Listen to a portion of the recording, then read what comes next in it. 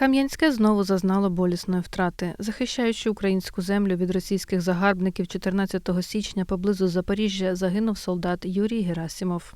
Юрій Миколайович народився 1 липня 1977 року в місті Довгопрудний. У 1996 році закінчив професійно-технічне училище номер 6 у Дніпропетровську. Тривалий час працював на ПрАТ Дніпропетровський тепловозоремонтний завод. У листопаді 2022 року він став на захист України та її народу, мужньо виконуючи свій військовий обов'язок у лавах Збройних сил України. Непоправну втрату переживають його рідні та близькі. У Юрія залишилась дружина, донька та сестра. Панихида за полеглим героєм відбулась 29 січня в Козацькій церкві Пресвятої Покрови ПЦУ.